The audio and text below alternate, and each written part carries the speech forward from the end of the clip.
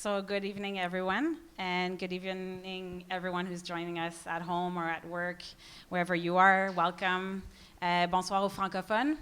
I want to start by respectfully and gratefully acknowledging the territory that we're on, the territory of the Lekwungen-speaking peoples on whose traditional territory we're on right now, and the Songhees and Esquimalt peoples whose historical relationships with the land continues to this day.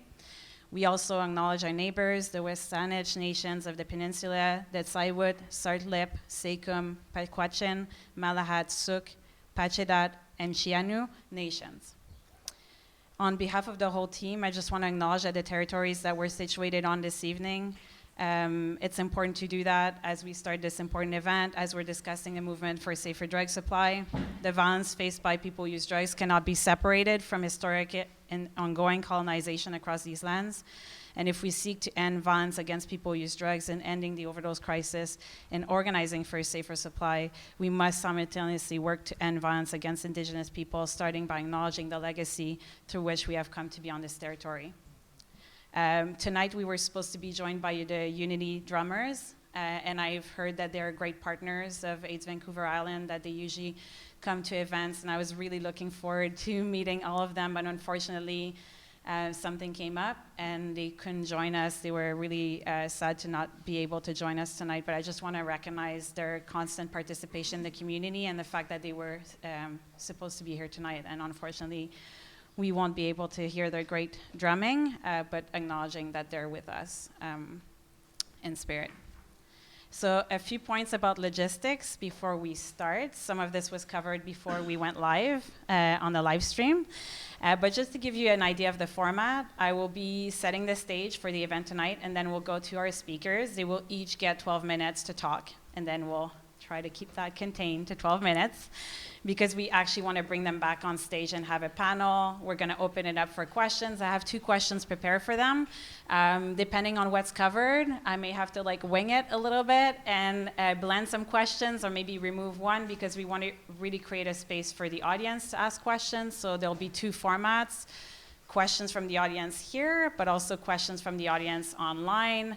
And of course, if there are questions in French, I will be able to simultaneously translate. Donc, s'il y a des questions en français, ça va me faire plaisir de traduire. And a reminder that this is also being live streamed to Stream of Consciousness, which is an amazing option that we have tonight. It's also being live streamed through the Facebook page of AIDS Vancouver Island. So that's at AIDS Vancouver Island. If you're on Twitter and you're really good at tweeting, this event, we would love for you to just pick the pieces that you find the most significant and meaningful and tweet it out. You can live tweet it, especially we know a few really good tweeting people out there. Just make sure you live tweet the event, and please use the hashtag Safe Supply and Poppy Revolution. So these 2 hashtags so you can find your great tweets after the event or during the event and retweet and share. And for the people in the room, you're lucky because Susan and Donald have generously provided free copies of wonderful books that are, for me, go-to books in terms of Canadian drug policy. So we'll be doing a draw. So make sure that you do put your name in the bowl. I didn't introduce myself, and now I realize that I'm assuming everyone knows me. So my name is Marilou Gagnon. I'm actually originally from Montreal. I've been a nurse for 17 years now. Started my work in HIV, and that brought me to harm reduction. I'm a nursing professor at University of Victoria, and I'm the president of the Harm Reduction Nurses Association. I'm also a brand new scientist at the Canadian Institute for Substance Use Research. I'm excited about that. I'm excited to be emceeing this event tonight. It feels like I'm doing my TV debut. It feels great. So far, I feel like I'm hired. So I'm well, that's just my impression, but So I want to set this stage because I feel like this event is happening at a very pivotal moment in time in Canada. It's increasingly clear that the war on drugs and people who use drugs is a complete failure. I think everyone agrees. And if you don't agree, I think by the end of this evening, you'll be convinced that prohibition is in fact killing people, and we've lost more than 10,000 people in Canada in the past 2 years alone. And that criminalization, stigmatization of people who use drugs are powerful barriers to care and major drivers of health, social, and economic harms. In the past year or so, it's been interesting because members of the Liberal Party and the NDP have both passed resolutions for drug decriminalization, something that we had never seen before. And the cities of Vancouver, Toronto, and Montreal have also called for drug decriminalization. And in April of this year, the BC Provincial Health Officer, Dr. Bonnie Henry, called for immediate provincial action to decriminalize people who possess drugs for personal use, and provided actually a roadmap. Although not a perfect one, I do think that there's still some suggestion that needs to come from the community, but we do have a roadmap to do this provincially. Along with that has been coming calls for safe drug supply, and this event is part of that. And the calls have been getting louder and louder across the country. In February, on the same day, the Canadian Association of People with Drugs and the BC Centre for Substance Use released their documents on safe supply. And in April, 20 plus cities mobilized for a National Day of Action, and one of the main asks was actually a safe supply. And finally, we've also seen, I'm sure you've noticed, a great deal of coverage of those famous vending machines that are supposed to be providing a safe supply in the downtown east side. 2 weeks ago, there were multiple events in Vancouver to start thinking about what that would look like, imagining a Canada beyond prohibition. And the main public event was recorded and is available in a bonus episode of Crackdown podcast. If you haven't heard that bonus episode, please listen to it. Maybe not tonight because it will be late, but tomorrow. It's a must to understand what was discussed at this event. There were multiple solutions proposed, some through the medical system, providing a safe drug supply through physician, nurse practitioner, pharmacist model, or a legalization and regulation model through, for example, licensed retailing as a system of distribution, or also what I thought was interesting was also comments from Zara from Mexico talking about fair trade economy, building on fair trade coffee, fair trade chocolate, and potentially one day fair trade cocaine. So today we want to build on this important event and bring attention, though, to community power and community solutions. So that's going to be the main focus. That's going to be my job tonight. It's going to be keeping people thinking about what does that look like when community takes care of itself and we build community solutions. And over the past decades, we've seen groups mobilizing around finding solutions to take care of themselves. In harm reduction, we've seen needle exchange start this way, right? People buying needles from their own money, their own paychecks, packing the trunks of their cars to go distribute, doing packaging harm reduction supplies in their basement, doing that sometimes at the risk of being arrested. We've seen also naloxone distribution, people importing naloxone, distributing it. Also, you know, kind of sometimes risking getting a slap on the wrist for doing things that weren't necessarily by the rules. This is how supervised injection also got started, by people witnessing each other, right, assisting each other, making sure that they were safe, saving each other's lives, creating spaces, often underground, for safer consumption, and that's still the case. And I'm thinking in the States right now of a lot of people mobilizing to you know, put these underground spaces together because there is such an emergency around that. And that's also how overdose prevention sites got started, right? People in a park, a tent, a table, chairs, volunteers, naloxone, that's all you need. And now we have so many overdose prevention sites popping across this country. Not always easy work at times, and we've had proof of that yesterday, unfortunately, in BC, with the first overdose prevention site being closed through an order of BC Housing and through the full force of the RCMP. So there is still a lot of work to be done. And this is also, if you think of cannabis substitution programs, how it got started, right? People saying, we're going to make this accessible to our community. We're going to get it done. And so building on these examples, I want to continue the conversation tonight around how do we get a safe supply done along these lines. We've done it with needle exchange, overdose prevention, naloxone distribution, cannabis substitution, and my sense is that if we're going to do a safe drug supply, it's going to come from the community first and foremost. So let's focus on community power today, and I'm really, really excited about introducing our speakers.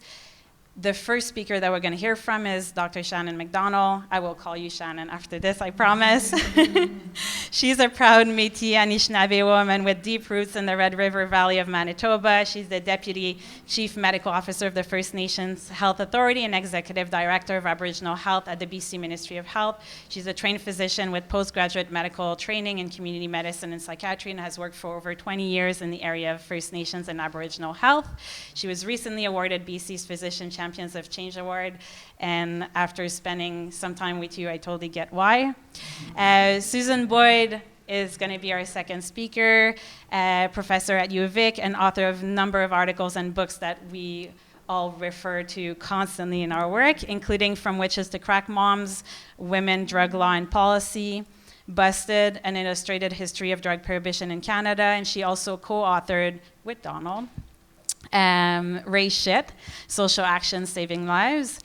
She's a longtime activist who works with national and community peer-run organizations that advocate for human rights, the end of drug prohibition, and the establishment of diverse harm reduction initiatives. Third is Erika Thompson. She is the Fraser Health Regional Peer Coordinator. It's the first of its kind. It's a unique role that she created. And in her first year, she was able to hold a strategic planning forum and develop the first peer engagement strategy for a health authority to ensure that peer experts and people with lived experience are involved in the service design, delivery, policy, and evaluation.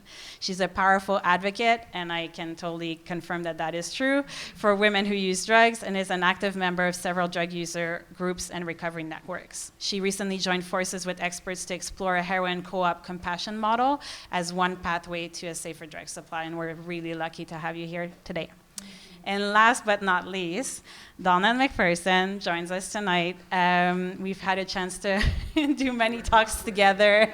I'm looking forward to having you on the stage. He's the director of the Canadian Drug Policy Coalition, a national organization that brings together a bunch of other organizations to actually improve Canada's approach to psychoactive substance use and drug policy. He's an adjunct professor in the Faculty of Health Sciences at Simon Fraser University.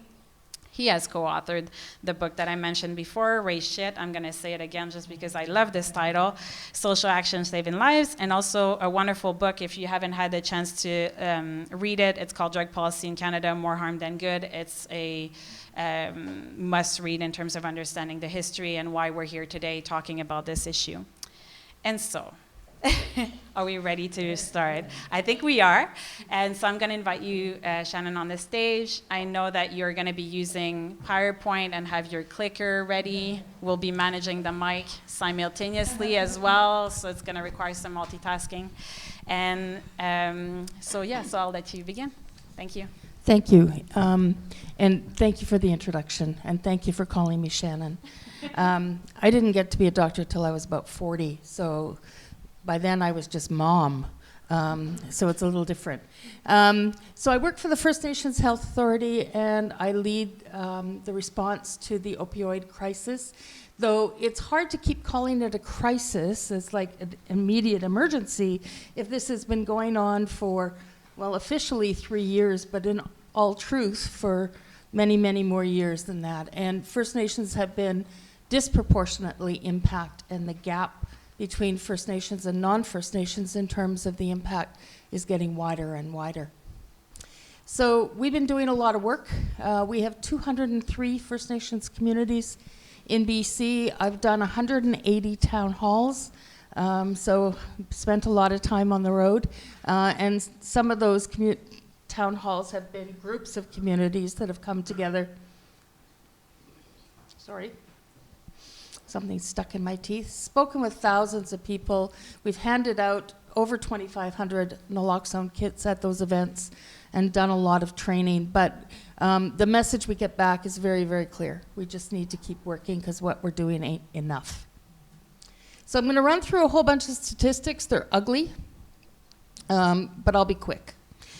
We're 3.4% of BC's population, but 16.2% of overdose events. So 6 times the rate of other residents.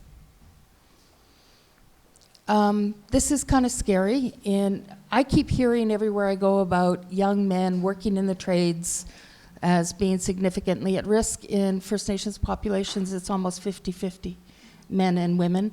And when I go talk to some of our women, the most common thing I hear is, I cannot seek treatment because they will call Child and Family Services and I will lose my kids. So huge miss in terms of programming.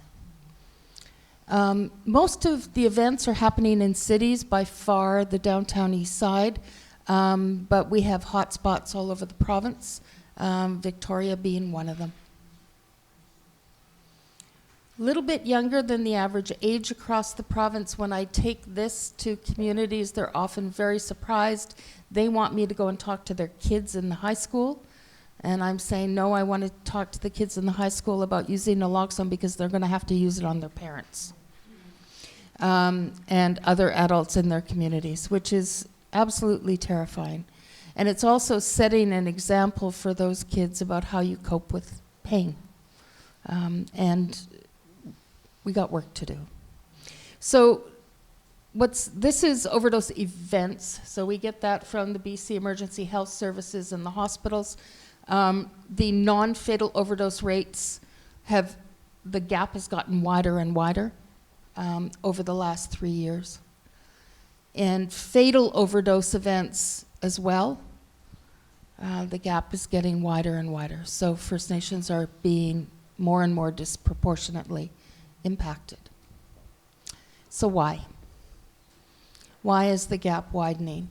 Well, First Nations people often report less access, either geographically or in terms of systemic racism and inability to be treated respectfully when they go for help. There are a lot of assumptions that brought to the table when people go to try to access care.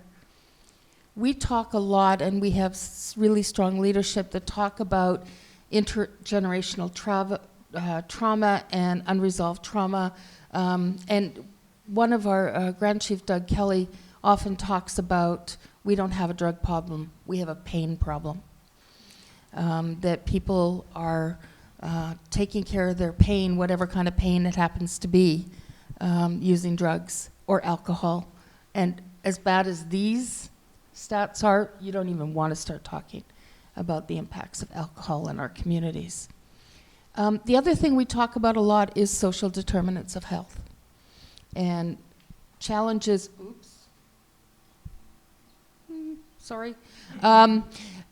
challenges of housing and poverty and homelessness and all of those other issues around limited education capacity in community. We see so many kids, they have to leave their community to go to high school, and they go to the next town down the road where racism is rampant and the expectations are low and their elementary education is not up to par, so they're dropping out at huge rates.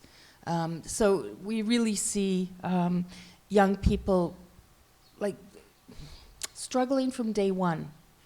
And if their parents are using, they're not getting the supports they need to get things better. So these are my core values for change. And I talk about these all the time, so this shouldn't be on the company letterhead. But a safer drug supply, absolutely, completely. We went through a huge process to get a Section 56 exemption to be able to deliver opioid agonist therapies to our remote communities, because we needed, under the old rules, either a pharmacist or a doctor had to be the ones to deliver. Well, when they're not in the community providing service, we had to have the nurses able to do that. And OAT is not the answer for everybody. It doesn't work for everybody, and we need to be able to offer a safer drug supply to keep people alive. Decriminalization of simple possession and a process for people to get that personal use drug. And acknowledging people who use drugs as visible, valued, and worthy of supported care. We talk a lot about stigma in our communities, and for a long time, abstinence has been the rule. Along the alcohol treatment course, Christianization and other things, abstinence is the only answer, the red road. And people hear that all the time. But that's not the right road for everybody. The red road is not always the right road. So we need to be able to acknowledge people, support them where they're at, and find ways to do that. And focusing on determinants of health. We have a lot of work to do. And I sit at the Provincial Opioid Emergency Response Center team meetings. I sit with what do they call us these weeks? They change meeting names all the time. The Joint Standing Committee. And I sit on the evaluation committee with Erika for the response. And very little of that conversation has to do with naming people. I made a big fuss at the evaluation about, we weren't talking about people at all. All of those numbers I just quoted you are people, they're not just numbers. So we have a lot of work to do. This is the framework for action. We were the first health authority out of the gate with a framework for action. We see our work as being all 4 of these action areas, so preventing people who overdose from dying, and that's our naloxone distribution and training program, primarily keeping people safe when using substances, and a big piece of this has been our communication with and support of peers, and that's something that's going to increase. Yay, it's in this year's budget. Creating an accessible range of treatment options, including access to safer drug supplies, and then supporting people on their healing journeys is right across the board from the day they walk into the world until the day they walk out. So what more is needed from us as First Nations Health Authority is the focus on the cities, recognizing that our population are leaving their communities to access drugs or are trapped, in their words, in the city because of a fear of being drug sick in their community. Additional supports and services for First Nations women, making sure that women have safe places to go that are culturally safe, and my constant speech about, if you're going to pay a foster parent $8,000 a month to take care of these kids, what would happen if you gave the money to mom?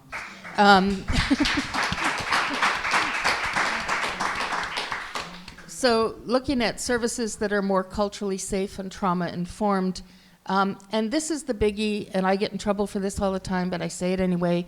If First Nations account for 13% of the overdose deaths, we need to be at least 13% of the response.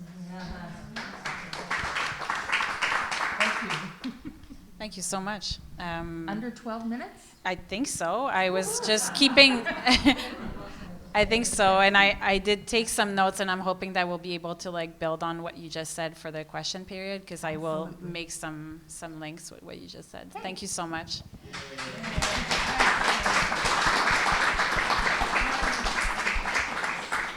So I'm gonna pass the mic to Susan Boyd, who also will be using some slides and managing the clicker. Right, I didn't really see how to use this thing, so I'll figure it out.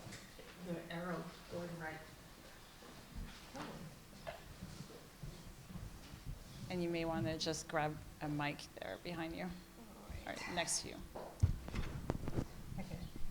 We're going to have to see how this goes, because I have to flip my notes and click the clicker and hold this. So Do you want me to? we'll see. I can click if you say next slide. I think it's as well. okay. Yeah, I think I can okay. figure this out. Okay, so I'm going to be looking at heroin regulation. So this isn't my talk, so. Oh, that's part of mine. Oh, thanks so much. Click ahead? There we go. Okay, here we go. All right, so I'll be speaking about heroin regulation, past, present, and future. And believe me, I will get to the present and the future. But I want to contextualize access to heroin in Canada. Historically, all drugs and medicines throughout the world were plant-based. And the opium poppy, or opium, was a popular drug for many, many centuries. And here we have extracting the sap from the poppy plant to use for medicinal purposes, and raw opium for distribution. As we moved into the 1800s, we saw quite a bit of what we call patent medicines, elixirs, that were very popular in Canada and other Western nations that contained forms of opium. So here we have soothing syrups. And opium was an ingredient in these kind of remedies. Papin was very popular.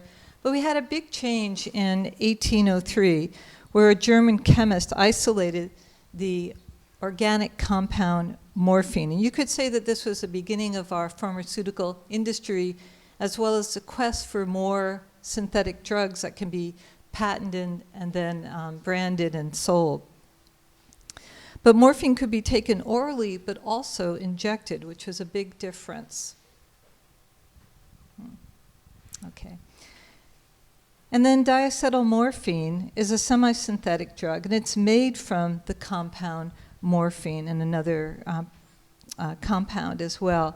But that was produced in 1874, but it wasn't until it was created in 1898 and then branded heroin by Bayer's company in 1874. And so here you have these advertisements for heroin in popular medical journals and other types of journals as well. And in Canada, because it was a rural country and the doctors were very far and few between, and we have to remember this is before publicly funded health care, Canadians bought their drugs through mail order oftentimes. And in the mail order magazines such as this, there would be a whole list of drugs that they could buy. Many of them were opiate-based. But interesting enough, even though white settlers in Canada were consuming liquid opiums, the smoking of opium was associated with Chinese Canadians. And they were vilified, as was their smoking of opium, the opium den. And this form of consumption was seen as evil and leading white moral women into addiction and crime and abandon of the family. And there was a race riot in 1907 in Vancouver, and out of that riot came our first opium laws. And it was specifically race-based laws directed at Chinese Canadians at that time. And the first one was the 1908 Opium Act. And in that it just criminalized non-medical use of any type of unscientific or use of substances in the opiate and the cocaine family. And then in 1911, we went a little further and we criminalized personal possession of drugs. And also, we banned doctors from prescribing drugs for maintenance purposes. And this is quite an important element of the drug, and later on the act was strengthened and more severe penalties for prescribing drugs to anyone for maintenance purposes. But I want to mention that this is quite different than what was happening in other countries. Here, Canadian doctors lost the right to prescribe for maintenance purposes. But even in the United States, which we think of, as sort of the drug war capital, after Prohibition, they set up clinics, publicly funded clinics throughout the United States. And their goal was not to have people be drug-free, but was to prevention of suffering. And I think that's an issue that we could think about for today, this prevention of suffering. And in the UK, doctors retained the right to prescribe for maintenance purposes. They never lost that right. In 1969, there was a shift where you had to be a specialist doctor, but that was not difficult to obtain. And so they still have the right to have that, and they've expanded they now have heroin-assisted treatment clinics too. Okay.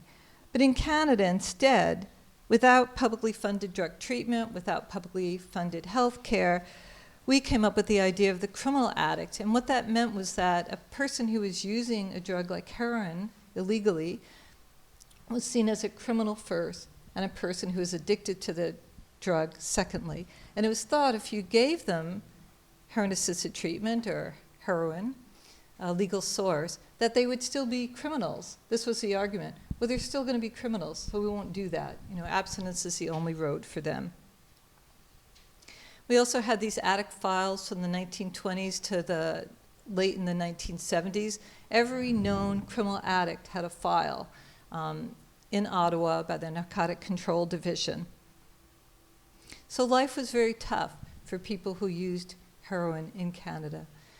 We also had a sort of media propaganda campaign that went with that, and the title of this kind of says it all about heroin. So by 1945, most of the opium dens have been closed, Chinese Canadians have been deported, penalties have become harsher and harsher, and the heroin users really were this tiny little group situated in Vancouver and Montreal, very different than today. But the surveillance of that group was immense. They spent most of their time in prison.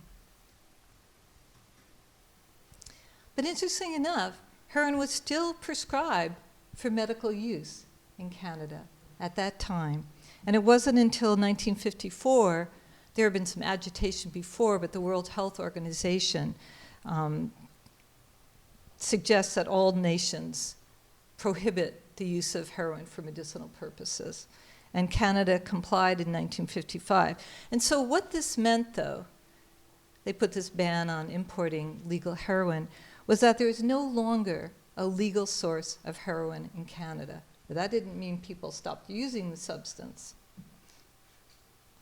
So I wanted to speak about the resistance, because at the same time this was happening, in the 1940s and 1950s, we actually had quite a bit of resistance in BC and Vancouver especially, talking about this idea that we've set up the criminal justice system instead of a public health or a social system in relation to drug use. And so they called, Ernest Winch was a BC MLA in British Columbia, and he was one of the first to call for a public health system and to set up what they called narcotic clinics, which was basically a heroin maintenance clinic. And we also had the Vancouver Community Chest in the 1950s calling for the same, to set up narcotic clinics, to have publicly funded drug treatment, because we still didn't have that, but also to move away from a criminal justice system.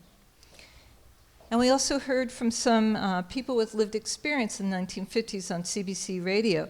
And this man stated, moving things further, I think the only definite and positive solution is to legalize narcotics. So very clearly, people knew the direction that we should move into. But there was opposition. The RCMP and law enforcement marginalized these other voices. And Dr. Stevenson, who was a very well-known moral entrepreneur, opposed heroin clinics and continued to popularize this idea of the criminal addict, that they're all just criminals. You don't need to do anything but throw them in a jail cell. In 1961, we enacted one of the harshest drug laws in any Western nation, but I guess the silver lining was that for the first time in Canadian history, we allowed for the prescribing of methadone maintenance. But there is also legislation that would enable indefinite incarceration of people who were considered addicted. And in most of this propaganda and legislation, it was really the focus was on the heroin user, though people were using cocaine and other illegal substances. But there was a huge shift in the 1960s where youth and not so youthful started to use drugs like cannabis and other drugs, and there was a commission, the Ledane Commission.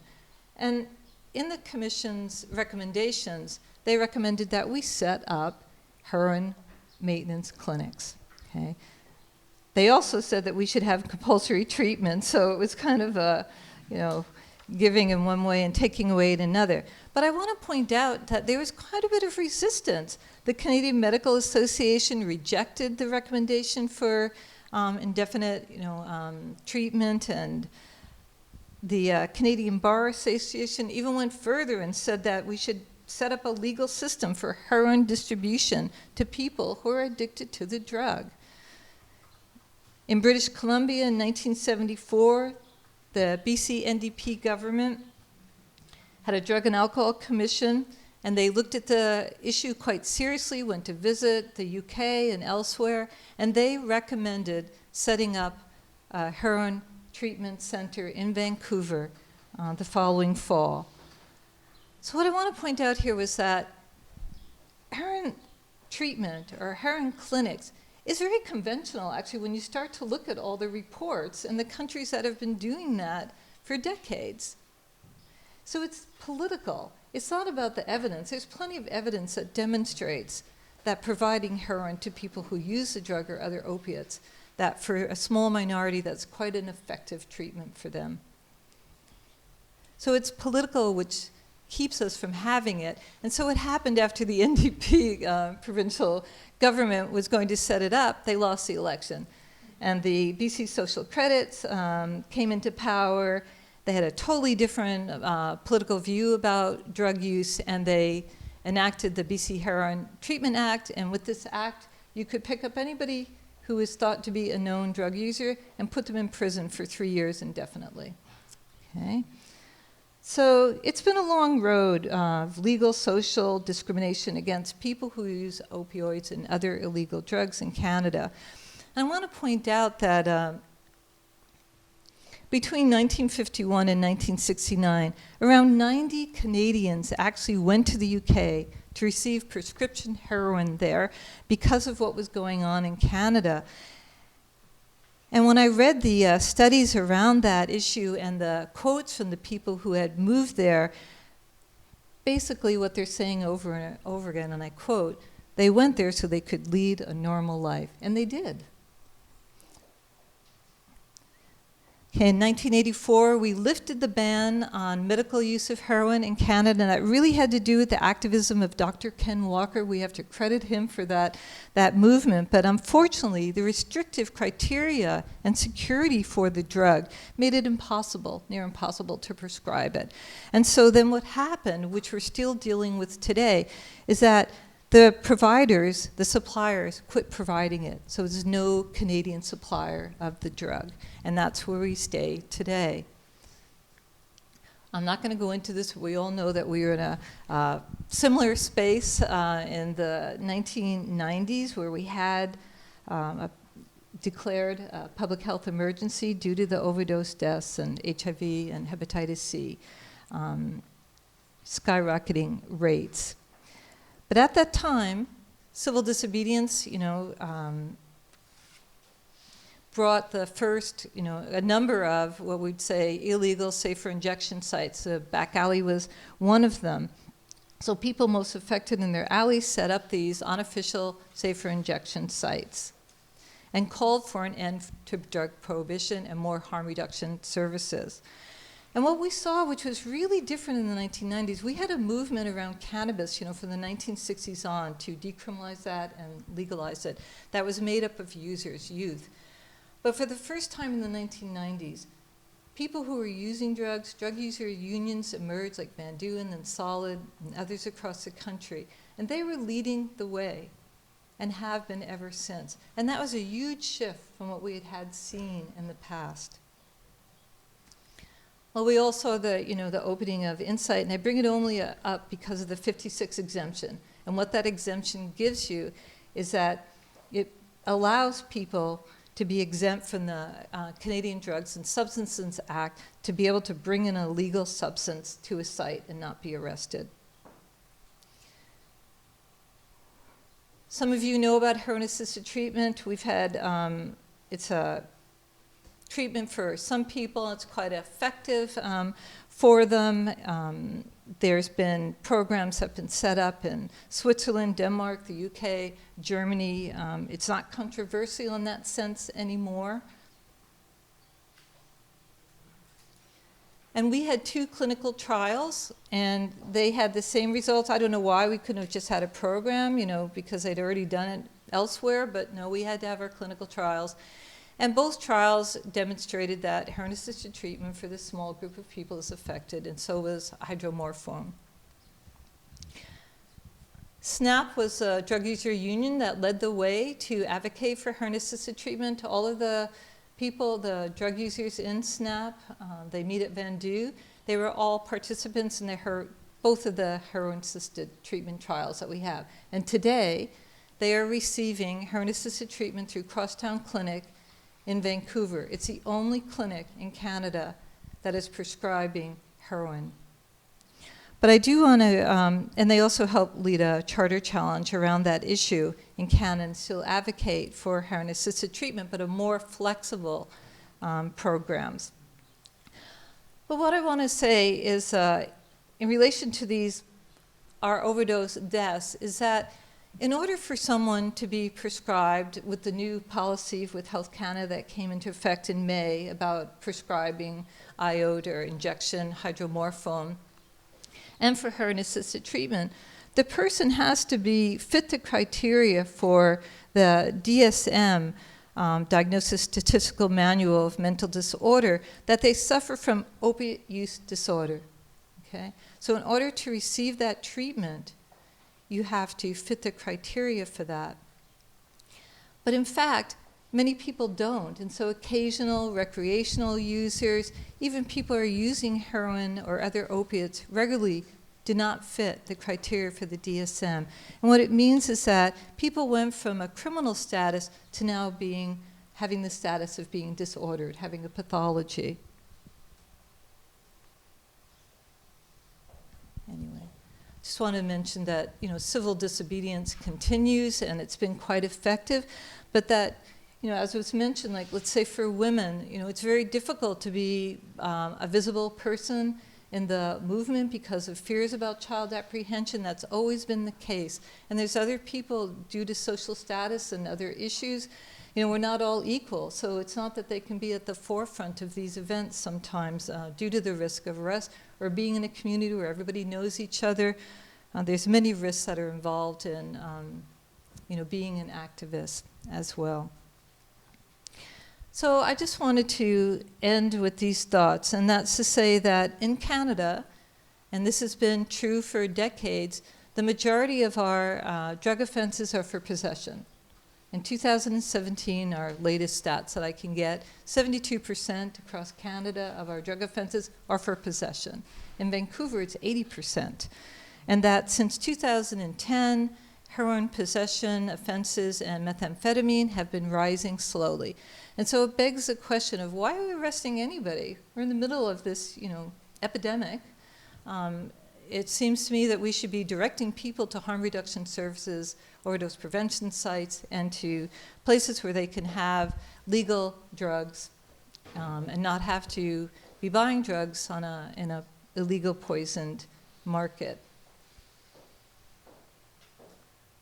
All right.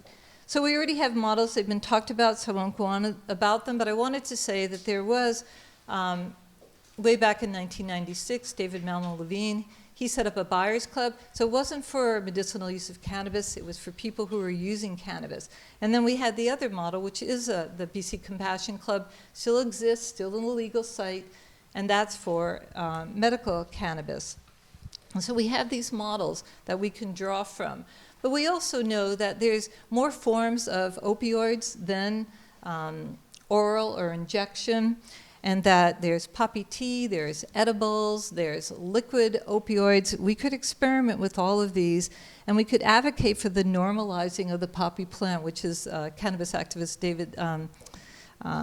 Dana Larson has been publicly advocating for this, normalizing the poppy plant and the poppy seed and hand them out like we did with cannabis seeds, and people plant them. So I'll leave you with the last question that I have. Is there a way that we can move forward? We know that criminalization and a poisoned illegal drug supply kills people. We know that access to safe and legal opioids and stimulants save lives.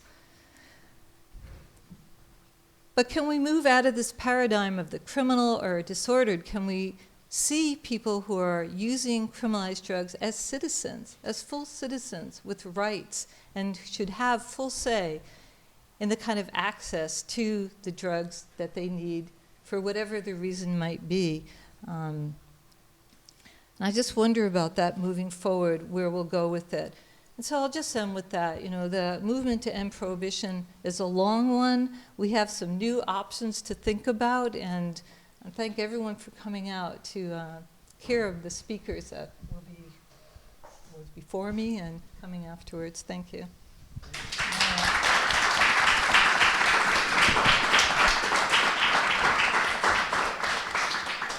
Thank you. That was a really great historical overview, and I'm sure we'll get back to this in the question. Also been taking notes, so I'll make sure to insert that in. I'm going to welcome Erika on the stage. And it's my understanding that you won't be using slides, so you can pick your favorite spot and take a mic. Yeah. And then I'll let you do your thing. Me too, I like having to put my legs up. It reminds me of like early Tomlin. She sat in that chair, she's that little girl, and she would tell you stories. Do you want to put this here? Or? Sure. Here. There you go. Just remember to hold your... we've been told to hold the mic as a ice cream cone, so we're just reminding ourselves of that. How's this? Does this work? This sounds all right? Okay. Hi, my name is Erika Thompson. I'm really grateful to be here today and invited. So I work for the Health Authority, so I can do a little bit of a disclosure as well. I work for Fraser Health as a regional peer coordinator. However, a lot of what I'm going to share with you is around my own personal journey, collective voices of people who use drugs, diverse voices, as Dr. Keith Ahmad put it one time that I carry this as well, a little bit of consultation fatigue will come out around what it's like for 3 years now to sit in spaces where you can literally, the apathetic government that, I go into these spaces and I see people, and the message that I get as someone that identifies as a person who uses drugs or used drugs, however you identify, but this has pretty much been my life of being involved with substances, that you hear this message that I'm disposable. We're disposable. Can't make money off you, you might as well be dead. It is very, very thick in certain rooms of the distaste and hatred towards people who use drugs. It's not even subtle sometimes, where it's so blatant, the hate. And when you get into these spaces over and over and over again, and when you do talk about people, but they're talking numbers, and it has this profound effect. And so there are many of us, but as in people with lived experience that are doing advocacy, that are working frontline, that are involved in trying to develop and change. I call it system change and social reform work. And this type of work that many of us are involved in different areas in our spheres of influence are going through this same feeling. Because again, it's not a crisis. This has been normalized. It should never be this way. And so every arena that we've been in, and what you've seen, calls to action, and what people, have said that we need as people who use drugs, and families that love us, and some of the mums that have come together, and that we've talked about this, and we've been everywhere saying the same thing and being denied repeatedly. That so many of us as an act of, resilience, but resistance as well, as we are not going to lay down and die. We will take what we can with what you've given us, and we will try our best way, how we always have done, to try to take care of one another. And when we talk about communities, I always talk about like this therapeutic community. When I came in, I was born into prohibition and colonization. I do not know what has never been available to me, right? So whatever information or knowledge I've had around substance use has been coming from a very same kind of talk around abstinent-based. I've been through treatment systems and criminal justice systems, and so if this has been the majority of your life, you have a dialogue. So when we talk about stigma, we have got we have a social stigma, we have structural, and then we have self, and you start to believe this dialogue, and so being disordered or being deviant and bad. So we have what Susan speaks to is kind of being torn between these two systems, and never ever ever finding relief except with each other. Because even the recovery movement was like that. People were being, and like really the 12-step community, and when you look at, these type of therapeutic peer-to-peer, no power, trying not to have any power and difference, people are people. But that was the model, because we couldn't get help from these institutions or systems, right? So it was very much, we had to turn to each other. So part of this movement, and what we, those of us who are involved in this that use drugs or used to use drugs and identify as lived and living experience, and have had, like for me as a woman who used substances, as a mother who used substances, the amount of stigma and compounded stigma, and not being in a society, never mind the system, because this is absolutely not trusting in the amount of surveillance and the cost of disclosure is great, my friends, right? Like, this is what I'm trying to say. The cost of an illegal drug market is great, my friends, and the limited knowledge we had around opiates or heroin and anything at the time, we had to learn from each other because we've been cut off from that.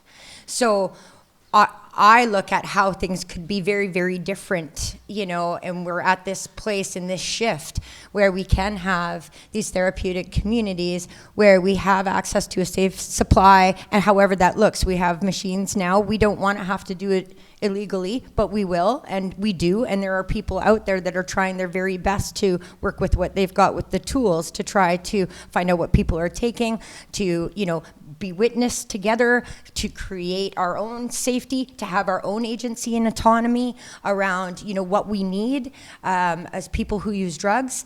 And we've gone this isn't right that many of us are running around at the sides trying desperately. It doesn't end at 4:30. I don't operate between the hours of 8:30 and 4:30. Many of us don't that are involved in this work, especially if you are involved in peer work or people with lived experience being involved in this crisis. It is,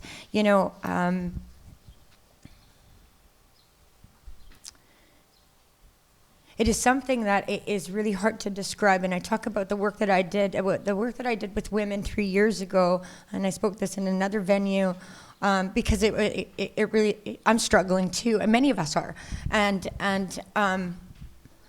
what I was doing for work 3 years ago, and working with women and women who were street involved, and we were doing things like getting women onto her Hep C treatment, or reuniting with her children, or going up and doing advocacy with MCFD and getting women back with their children that should have never been apprehended in the first place, and had a different system set up where we're not causing more trauma. When people talk about prevention, and I'm going off on a trail, this is what happens when I don't bring a slide. When we talk about prevention, I hear this like trauma-informed care, and correction staff saying, yeah, we're trauma-informed. It's like, the insanity of that, even coming from a correctional officer, I'm sorry, about being trauma-informed. We continue to traumatize, but we say we're trauma-informed, but we don't do anything to stop this. We also know these are predictors, like this ACEs thing, everything that you see on there, we continue to have happen. It keeps happening. So there is no getting to a root cause, because we're not changing any of that shit. We tear families apart. We've punished people. We've dislocated them. I don't know how, we see that is ever going to work, or how that's trauma informed. And I don't know how you're supposed to heal while you're still being traumatized.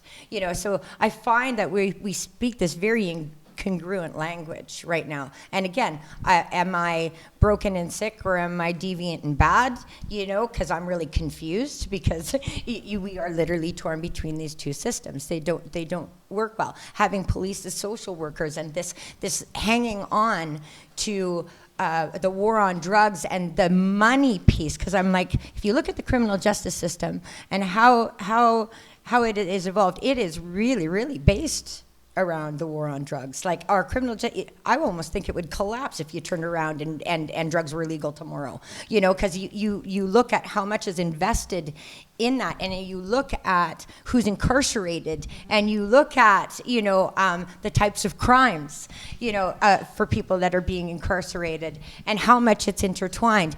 And if we were to take that money and reallocate it, if we were talking about prevention, we would end this mess around enforcement and criminalizing people who use drugs and the war on drugs, and we would be putting it into the housing and social supports and the employment needs and these therapeutic communities and getting people stable. There is no way that if you are dependent, I'm not even talking about addiction, because we know that addiction is not necessarily drug related, because you could be just as highly addicted to gambling as you could a drug, where you're leaving your children in the car and you're losing your home. This is something different. So even when it comes being dependent on substances, we don't get to talk about that. We conflate it, and you have to be so disordered to get any type of help. Whereas, wouldn't it be nice to not have to deal with all the other harms to a person and just be able to talk about their relationship with substances? Like, be able to just have that space to talk about that in a way that people don't have to hide and be ashamed and fear consequence. And because I bet you would look very, very different for people, and being able to find a path to healing, whatever that may look like. But we make it harder on people. We punish people, yet we tell them they're sick. Tell me how insane that is, right? You know, and so when I think about therapeutic communities, I think about how we are mobilizing organized drug user groups and networks of people who use drugs now, who are going to try the very innovative ways to create safe supply, find ways to link up to. And again, I'm saying that this is being done. It's a shame we are doing this at the risks of our jobs, our families, our careers. So understand that. And so when I talk to people, when we need allies to step out at this and to really speak to the truth and unravel all of this shit from prohibition, that harm that it's doing to people, our communities, our family, and our next generation. I have a 13-year-old daughter, and I'm terrified of the fact that you're still bringing police to teach my children about drug education. We are still doing these things. And I don't know about you, but I don't know what an officer can tell me, unless he's come from a place of lived experience and he's sharing from his, you know, he has no business giving drug education. You are not an expert into why people would want to use substances. And so I think of these therapeutic communities across the continuum of substance use, no matter who you are, what your reasons are, and that you are able to access something safe and you don't have to die as a result of prohibition, as a result of whatever reason you find that you need to have substances in your life, right? And stay alive long enough to talk about those things and to learn about. I never had anybody come and tell me about heroin when I started using heroin. Even people who used heroin didn't have a lot of the information, you know, talk about therapeutic dosing, talk about, you know, chipping use so that you wouldn't become dependent. Like we didn't have those conversations. And I really believe that there's this beautiful world out there that could look like that, where we actually have all the information, accurate information, not lies and propaganda and, you know, anything that's politically fed for whatever other reason. These are our lives, you know? And when you sit back and you watch it for 3 years go by in this, like I'm telling you, it's so painful to see that you haven't got to what is so fucking common sense. I don't even know how to wrap my head around it anymore. So, without getting into too much, because I do want, you know, telling people are having to break the law, civil disobedience once again, but we need to know that we are going to have people behind us because we've been left with no choice.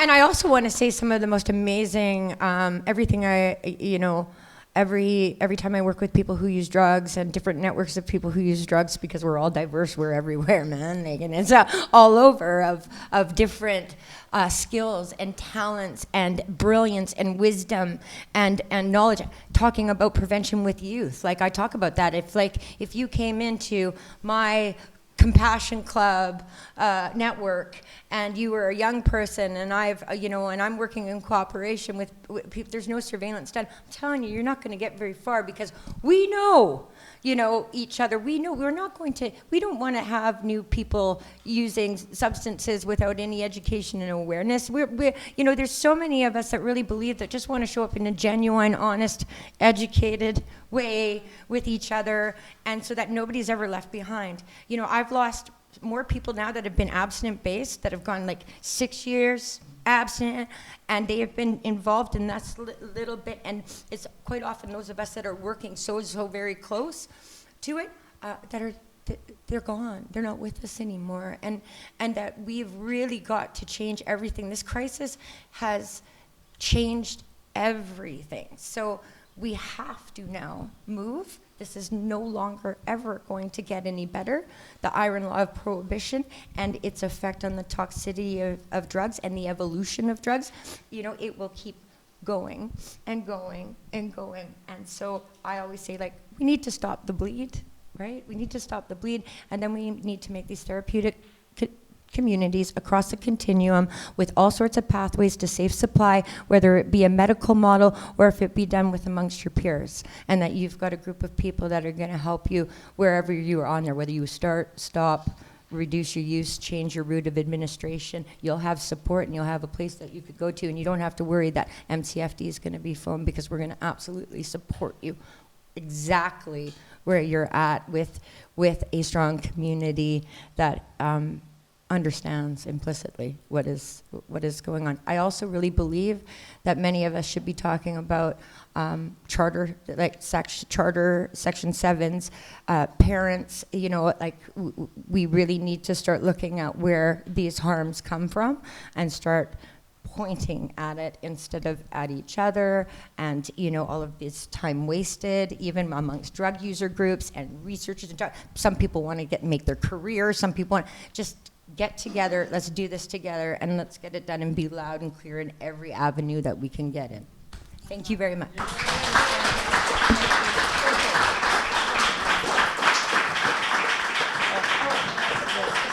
Well, Donald is going to be next, so I don't know if you want to go back. Yeah, and then questions after. Thank you so much. Well, Donald, you're the last speaker.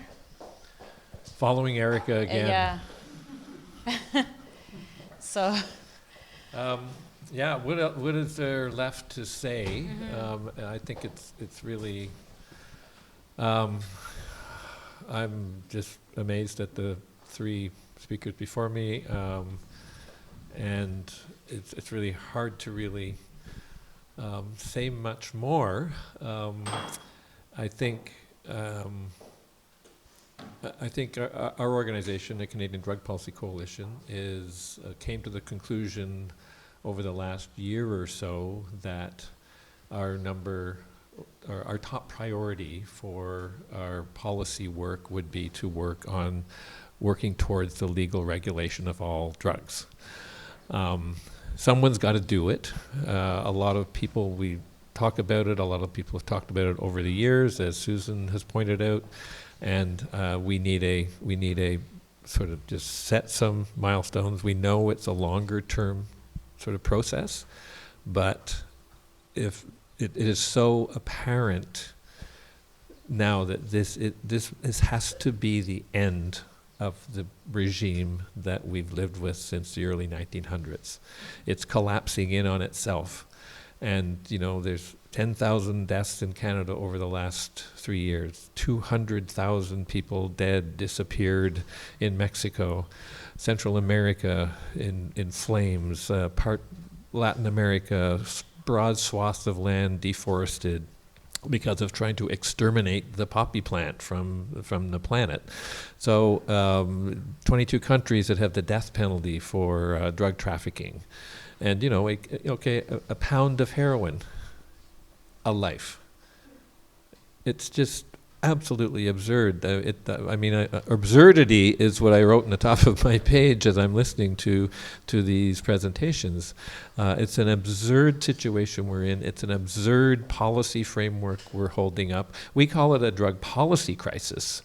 It started being an opioid crisis, and then it started being an overdose death crisis, which it is, but it emanates from a drug policy crisis. Our drug policies, it's like we act as if this is a natural disaster of some sort, that we have no control over it.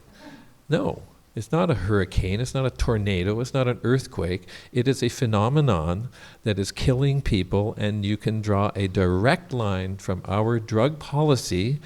And policy, what's a policy? A policy is a way of doing things. We invented it, we made it up. We agreed with a bunch of other countries that we would do this to protect. The first principles of the UN Convention, the UN treaties, are the protection of human life. That's sort of ironic, isn't it? That the policies that we've all agreed upon as countries in the world and signed 3 international treaties over the last 50 years are killing people and destroying countries and enriching criminals. I was walking by Oppenheimer Park, which I often do, and in the morning in Oppenheimer Park there's sort of this uneasy tension between the police and the engineering department and the tents in the park. So every morning in Oppenheimer Park in downtown Vancouver, it's the only green space in the downtown east side. There's this sort of uneasy tension because you can't sleep there overnight, but people do now because homelessness is so bad in Vancouver. So they sleep in the park, and in the morning, a certain amount of the park now has to be vacated. So there's this uneasy tension. Some tents have to come down, but if you're on the perimeter of the park, so this because these people are somehow dangerous to our community, the people tenting, the homeless people tenting in the park. About 10 blocks away near Science Center in Vancouver, I was walking by another park, the park I can't remember what the name of it is, but just outside Science Center in False Creek. And I see this sign saying a car auction in the park. I say, well, a car auction in the park? That's pretty strange. So I go over and there's a bunch of guys. There's a headquarters in an old Concord Pacific development, sort of portable. And there's a bunch of guys sitting around with clipboards, and they're all about 40, 50, a spectrum of different people from different countries. And they're auctioning off cars. And the bidding for the cars starts at $150,000. And I'm saying, what is this? This is like bizarre. And it takes 8 minutes. So I hang out at this car auction and I time it 8 minutes to sell a $150,000 car. And another one drives up in front of the auctioneer, and he's up on a little pedestal like this. And he says, okay, this is an Acura, blah, blah, blah, blah, blah. We're going to start the bidding on this at $200,000. This is my city.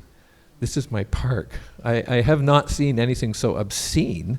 Shouldn't you guys be hiding somewhere in the dark and doing this? Are you not embarrassed? Are you not you don't mind being watched by the community that you're doing such an obscene thing out in public? It was just totally bizarre. Totally bizarre.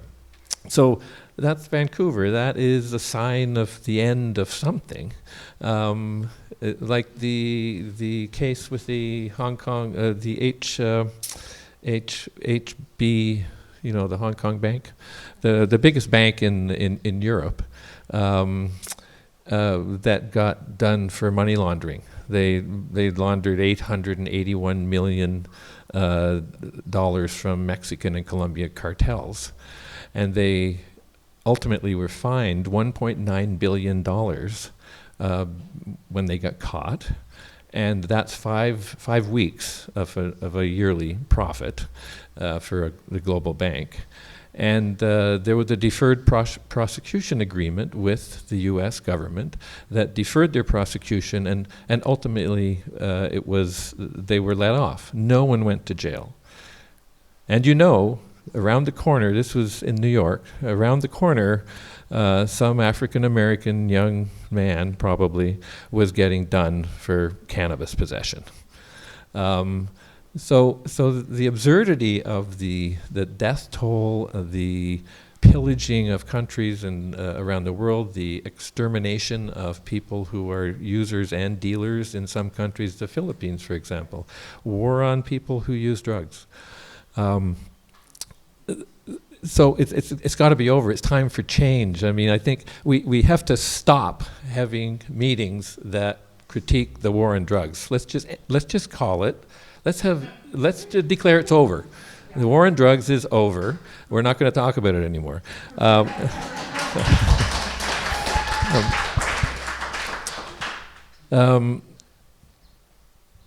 So. I think that's it. No.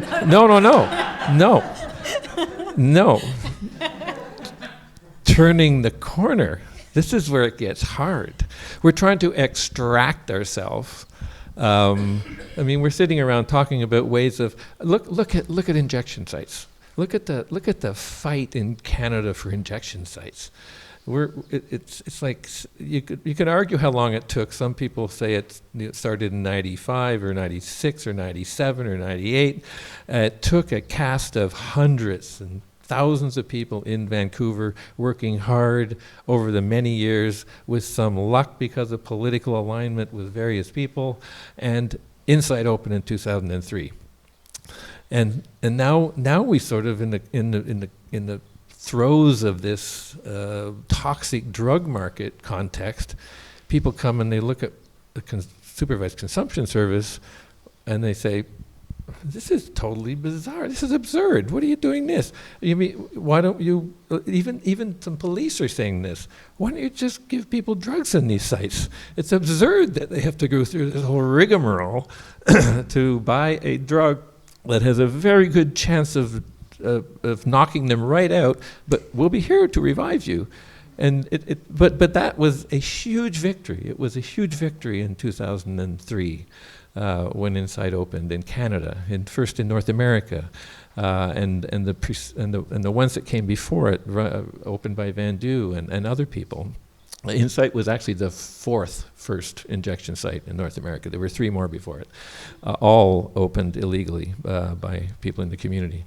So, but that's how absurd it is. Like, we are really, to use a football example, we're deep in the end zone still. We're just getting to the point where we're beginning to talk sense, which is the safe supply discussion. And why are these drugs not regulated? That's what we do. We regulate. Susan, I think you said the other day there were 300 drugs at one point when we started regulating drugs. Now there's like 10,000 drugs, and like that's what we do. We regulate drugs. You can argue how good we do it. We regulate drugs. That's what we do. Why don't we do these? Why don't we regulate these other drugs? It makes no sense. And it's a historical artifact. It's a hangover from colonization, and it's based on racism and all sorts of other things than drug harms. So our policy, this is the drug policy meltdown, and we need to recreate that. So we need to, and this is the hard part, because what I think what Erika said was common sense. Trying to recreate our relationship with substances and government/collective responses to substance use that maximize the benefits and minimize the risks. A response to substances that respects individual autonomy, human rights, is informed by principles of public health, and prioritizes consumer protection. Our drug policies, they maximize the risks for people, and we've never seen anything like the maximization of risk that our policies have done that we've seen in the last few years. In 1968, The Consumers Union did a report that looked at all drugs, licit and illicit. And they came out, this is about the same time, just before the Waning Commission in Canada, and they looked at it from a consumer's protection point of view, and their results in 1968 were that people who use heroin should not have to go to the illegal market to buy it.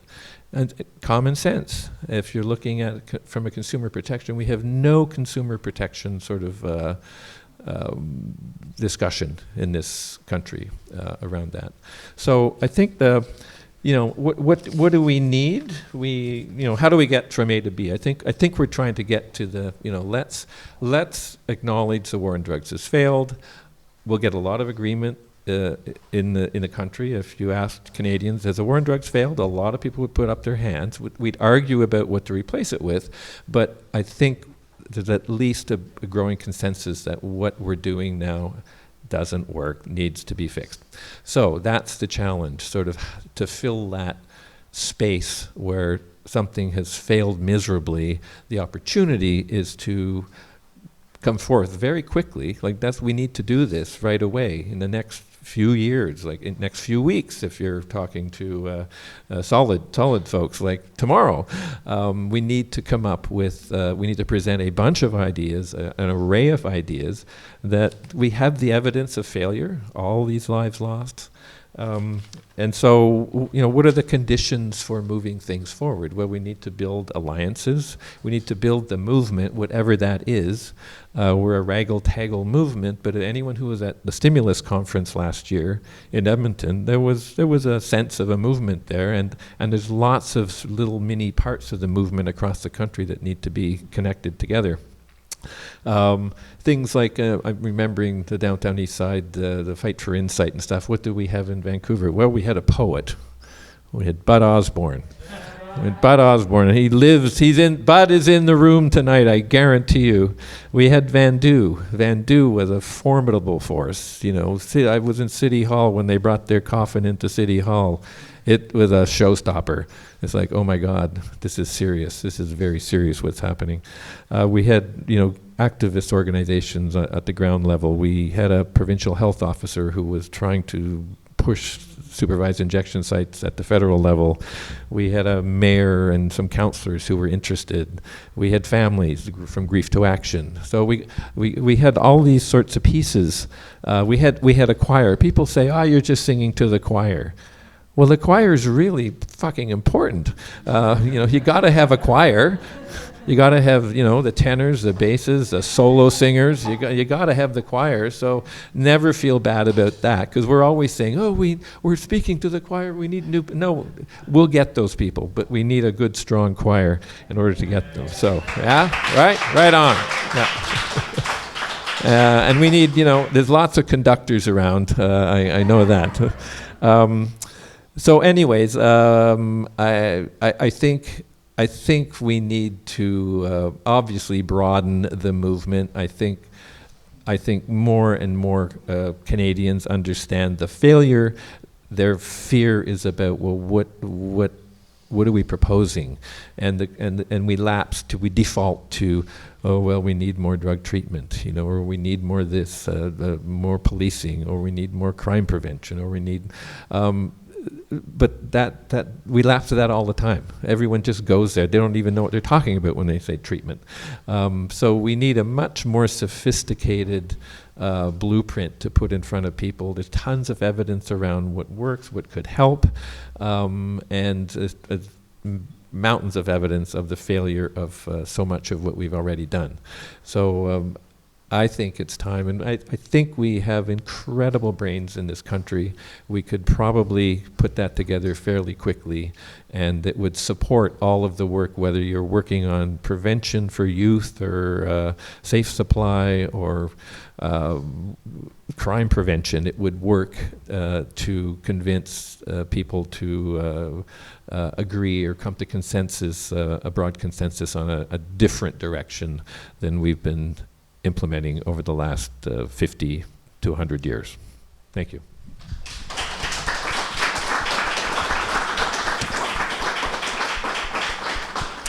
Well, I'm just going to welcome all the speakers back on stage for our panel. And I just realized I was applauding like Celine Dion. It must be like a Quebec thing that we do. And maybe I can like switch, like move a little bit so I can see you. And I also have very short legs, so I need my little thing here. Well, thank you so much for your presentations. I think the way I would sum it up, and this is, now I'm winging it, so follow me. Good luck. Is that the war on drugs and people use drugs is a failure, right? 72%, if I got this correct from your presentation, of people that are now in prison in Canada are in prison for possession. 72% of drug offenses. Of drug offenses.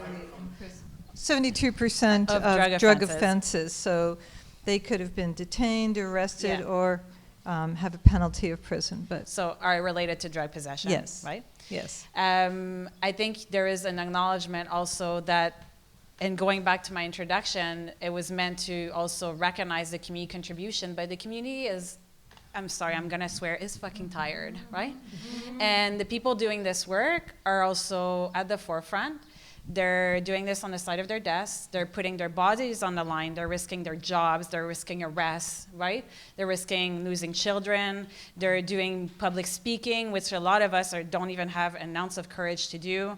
And I just want to like flag that as we enter the conversation, because part of this is to center around community, but it doesn't mean to let community do all the work, right? So this tonight is also a call for support. So just think about who you are. What's your privilege, where you work, what's your expertise, and what can you do, right? Like this is not just, the word here is not like, let's, have community do all the work. They've been doing all the work, right? Most of the harm reduction we know today has come from community bearing like really the burden of doing the work at the expense of often like their own health. And right, like their time that they should be spending with family and taking care of themselves. So I just want to flag that. And also I think what I take from your presentation, Shannon, is the idea of when we think about safe supply, we also have to think about who's part of this work, who's imagining it, how are we going to implement this, how do we also make sure that it's done in a culturally safe way that makes sense for the people most affected, and to not replicate models of like Western medicine, disconnection with what truly people are looking for in connection and treatment, and what a safe drug supply would look like that's accessible to communities, and not like, again, asking people to leave communities to go to urban centers to access a safe supply, right? So I just want to this is my takeaway from what I've heard, and I would maybe want to hear from you so we can start the round question. Of course, I'm not going to be talking for the rest of the evening after this. I'll give the audience their turn, but when we think about communities, like who should be involved in the conversation, who's maybe not involved right now, who are we, who do we have to bring in, who's going to be doing this work, like maybe a comment around the role of community and community solution a little bit more, and then I have one inspirational question for you after this. May I? Yes. I got to kick a few butts amongst my colleagues. We don't get trained as physicians in pain relief. Unless you seek it out, and I did, I sought out an elective rotation for 3 months in addictions medicine. Okay, it was a long time ago, but most of medical schools in the country don't even have that elective as an option. University of Toronto just started one. So people who should be engaged, involved, bringing their knowledge to the table, supporting people, individuals, families, and communities in this aren't there. And the fear factor is huge. But my license, but my liability insurance, and it's very, very frustrating, even though I don't write prescriptions anymore. I just do work at a strategic and population level. But it's almost time, to say, oh, maybe I should go back and do that, because nobody else is stepping up. So I'm very frustrated with that. I'm also very frustrated. I had an opportunity to do tours in the States with the Consul General of Canada in the Western United States, dragged me along on this trip. And we had a couple of police officers and fire chiefs and other people on our group that went. And they were really, really engaged. They were really interested because they're seeing PTSD in their members. And many of those people are turning to substances to treat their PTSD. There's a cycle there, and we should really have much more of. I love hearing people say, "No, the cops are good. No, we talked to the cops; they're good in this community," and that's certainly not universal. So there are lots of other levels of people that could get engaged that aren't, and the default to the community members, to Erika and her colleagues and friends, is unacceptable. I've heard several times over the last few years, and genocide is a word that's been thrown around a lot this week with the Missing and Murdered Women's Inquiry, but I've also heard at another meeting a person with lived experience standing up and talking about genocide, about nobody cares if we die. We're kind of annoying, so if we all die off, then it's all going to go away and will be less of a problem.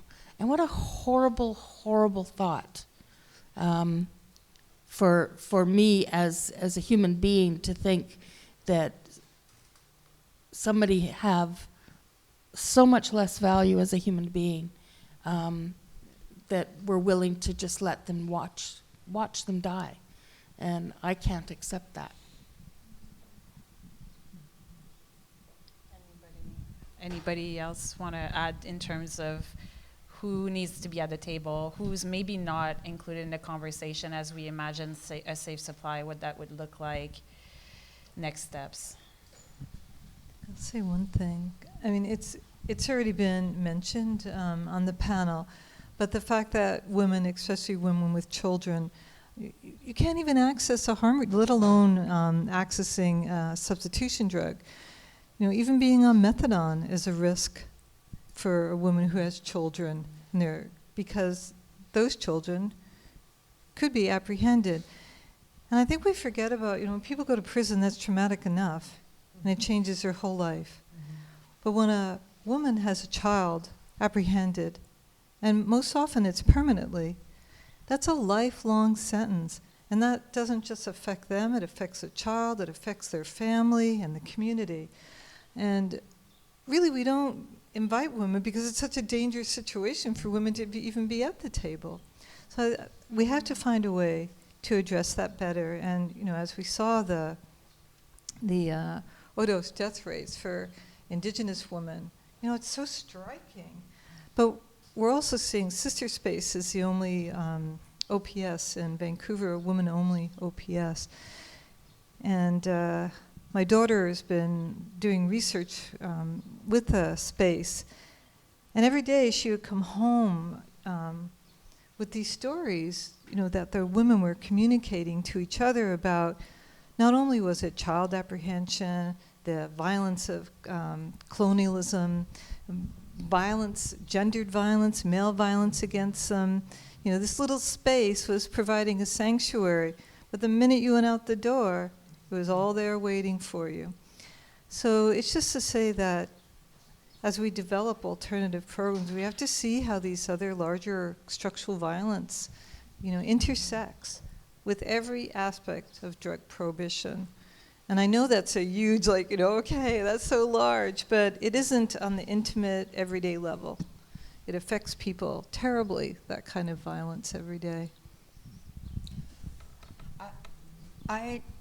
I can't tell you, like, I mean, who's missing. Right now, I just think that everybody should be speaking this and speaking about educating themselves around prohibition. Like, I definitely think that's conversations that everybody should be having right now. I'm really, really unraveling it. It was the same way when I learned about colonization. I had no idea. And so I remember when I first learned about residential schools, it was just like a complete shock. And I remember sitting in anger because I had no clue, like this was happening, right? You know, like, and people didn't talk about it. It wasn't in our education at school, and I'm 44, right? And so it was like, I didn't learn about this till way late. And I had many, it just, put it this way, it all makes sense now in certain networks what was going on, but I didn't know what was going on at the time until you learn this stuff, and you could see it coming out from trauma, generational trauma, and things like that. So when you're living it and you have friends, and then you can tell something's off, but then later on in life when you learn this, and I just profound anger that this was hidden, this information, and so that's why I always try to challenge people, like, you know, not just suspend your frame of reference anymore, challenge it when it comes to this. Where have you learned the things that, like, how you see drugs, people who use them, you know, like, where have you learned that? And I think that's something everybody could do. Everybody. Definitely, you got the no-sayers, no matter, they'll stick their fingers in their ears, and like, you've got that group, but I think it's a realistic question to ask people that. What I can tell you, what I think and what I see successful, is when you have the networks of the people who use drugs, and that peer, like, very, very, very important when I think of therapeutic communities, but also that we have we need strong medical, like the health, not medical, health, whether it's MHOs, nurses, doctors, that we need to have a very, very strong, loud, like, I don't know what the point of calling a public health emergency, like, what a point of that, where if there's no ability or power to actually implement the things that need to be done, despite public consultation. I don't get it. Like, to me, it's like an emergency response. No, we don't get to debate about it. This is the plan. You go in, whether you like it or not, kind of thing. Like, when I look at that, if we had a disaster, you'd have a straight point of view, and people aren't going to necessarily, like, argue too much on, like, should the sandbags be this big or should they be that big? You know, like, I'm just thinking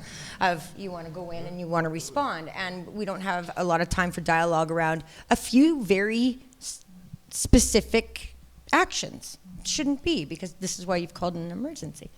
So we definitely need that, some really courageous, you know, provincial health minister, Judy. We need that, where we keep talking, and we start doing all these innovative, and then we also need to have a real strong legal team right now that needs to be looking, because we're seeing this, we know that in the context of a crisis, that we really should, with all the knowledge that we have, be able to make some charter challenges, whether it's Section 7's human rights, or 15 around equality to health, you know, or equality, protect, but what's our 15 again? It's our equality rights as far as around healthcare services. So what if people are getting heroin at Crosstown? Why aren't people putting in an action around why, you know, over here during a health emergency? To me, that would make a very good case, because I think people are like, oh yeah, we get wrapped up. We have to remember, in the context of a declared health emergency, the worst of our kind, right, that we have seen, this is what we say, that we should be able to, so people that are kind of like, oh yeah, we've done it, no. Like, this is completely different now, and it's completely saturated, and we know enough now around substance use that we can really make these difference. So I think we need to, I can tell you with the communities that where I see it really working well, and then the researchers that come behind, because we're doing it anyway. So we need some brave researchers that come alongside that want to, you know, as we're trying to navigate this and create safer supplies for people to access and work together as a community, and even a provincial network, that we have, though, our allies that are researched to show the evidence, because we know we have it. We know the harms that, the criminalization causes. We know, the health comes of, like, the social determinants of health impacted by an illegal market where you have to spend $20, every couple hours. It is an insane,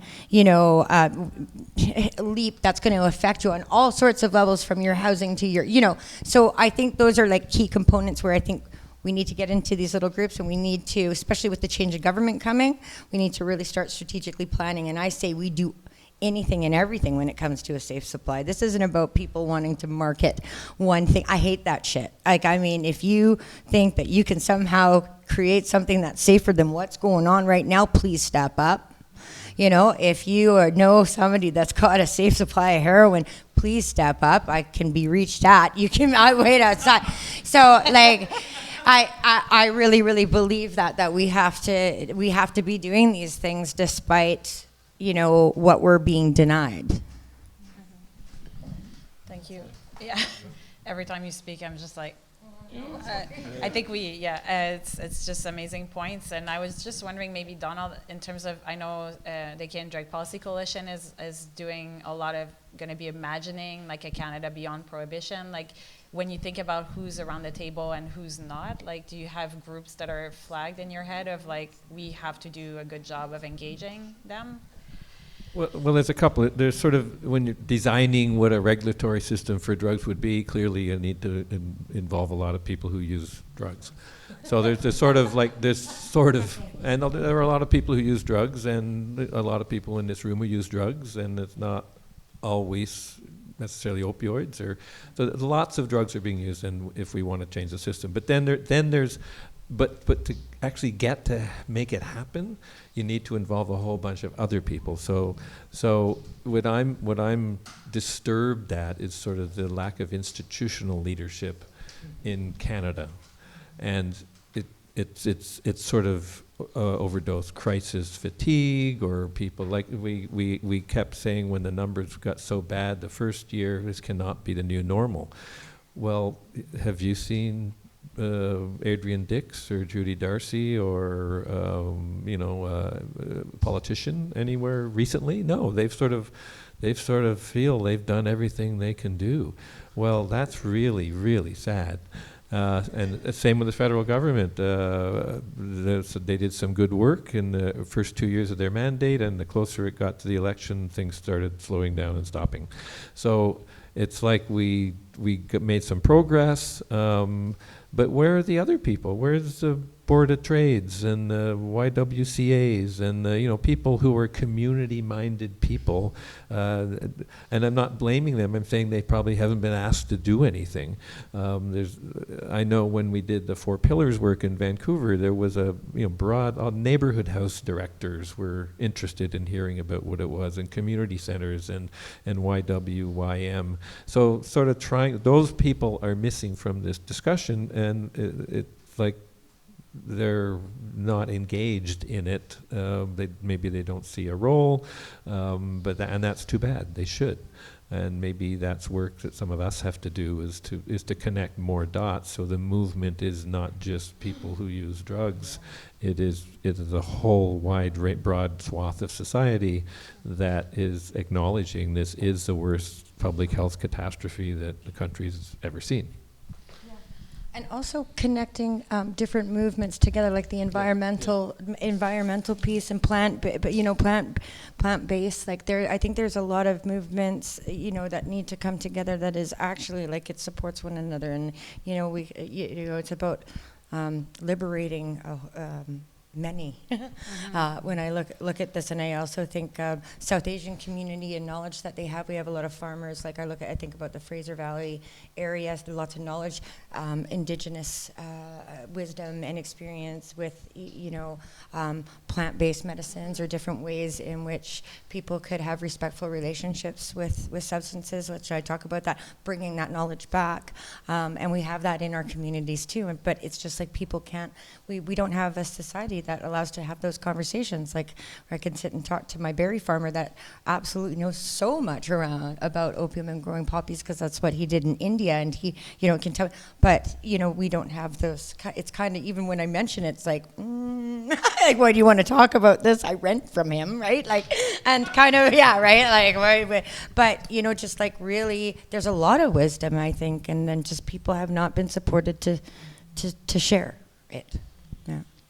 Well, this kind of links with my question about inspiration, but I'm looking at the time and I'm kind of willing to maybe skip that question for now, because I do want to hear from the audience. And I'm wondering if we could start maybe with the questions from the room and then get ready. Meanwhile, people from the live streaming can get ready with questions as well. So I know, Bruce, you're in charge of Sure.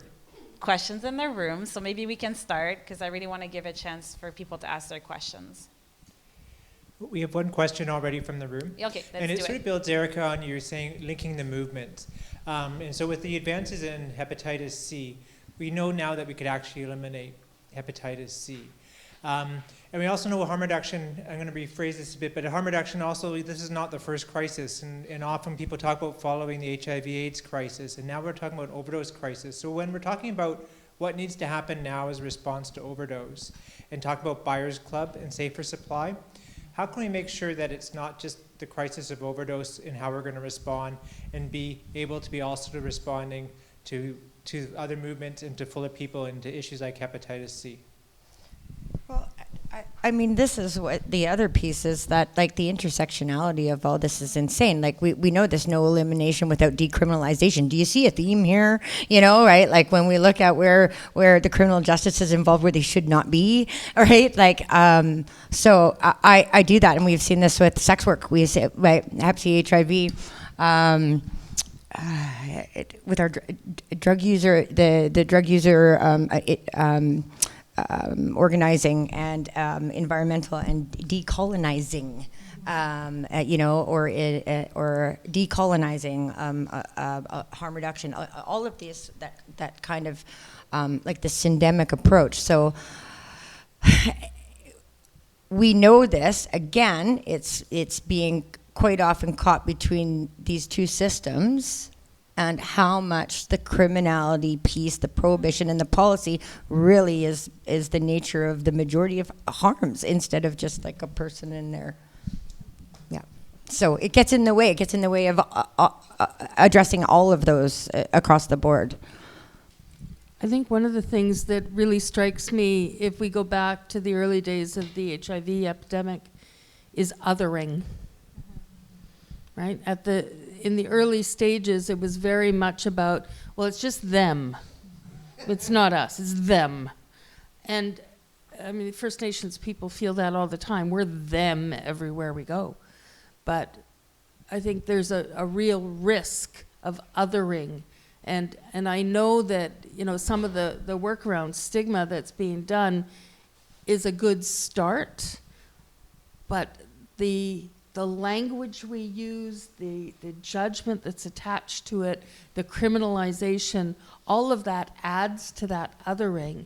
But until the entire community acknowledges that they as individuals, families, and communities are at risk every day, we're not going to get the kind of action that we need to get, and the political movement that we need to get decriminalization and safe supply comfortably solid and not at risk of the next government change.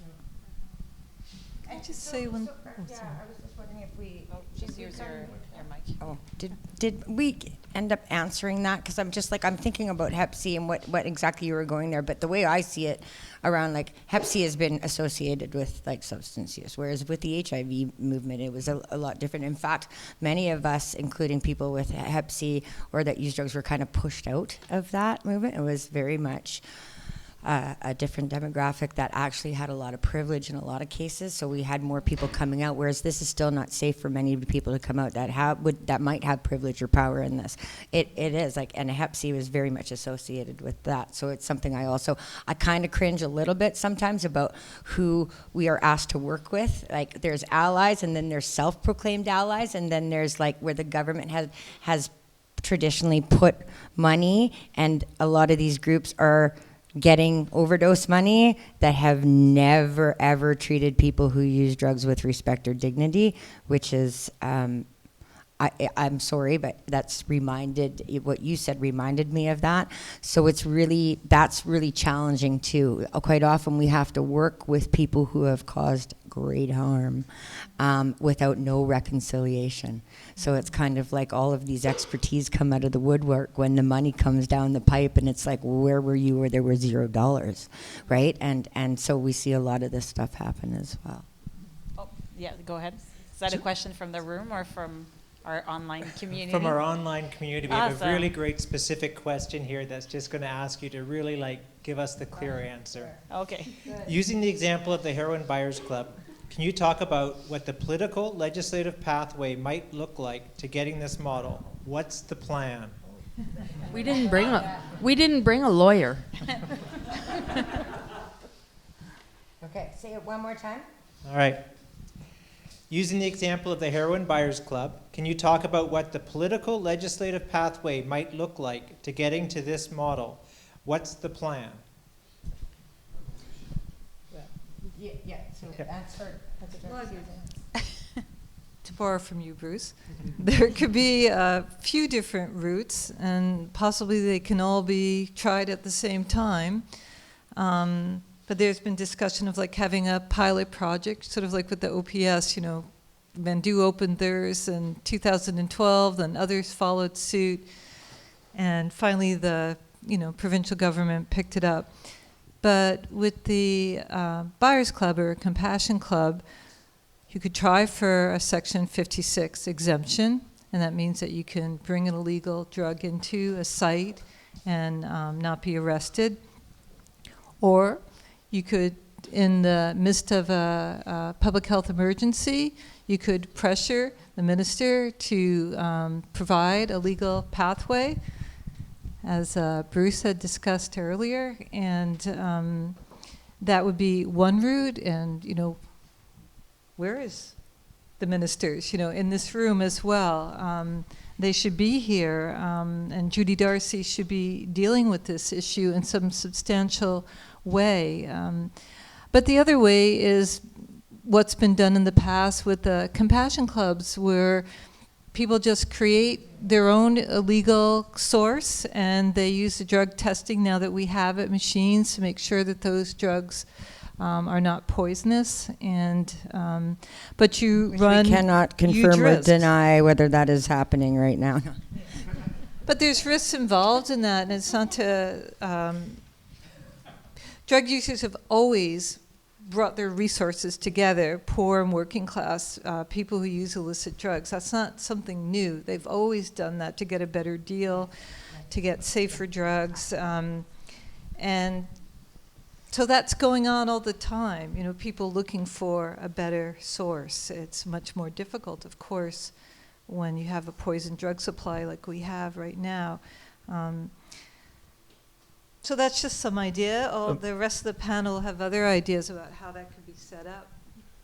I'm just thinking, innovation in drug policy globally, not just here in Canada, globally happens by people understanding and acknowledging that what the policy framework they're working with isn't working, and they do what they have to do to get syringes to people, even if syringes are illegal in their country. And so it's like what happened with Insight. Insight was the so-called first injection room. There were 3 rooms started by drug users. So it's just it's the evolution of a new innovation. In most fields, it would be celebrated that people were innovating and coming up with new, more effective, more efficient ways. So it's a matter of sort of getting the realization that to the legislators that this is not an addiction problem.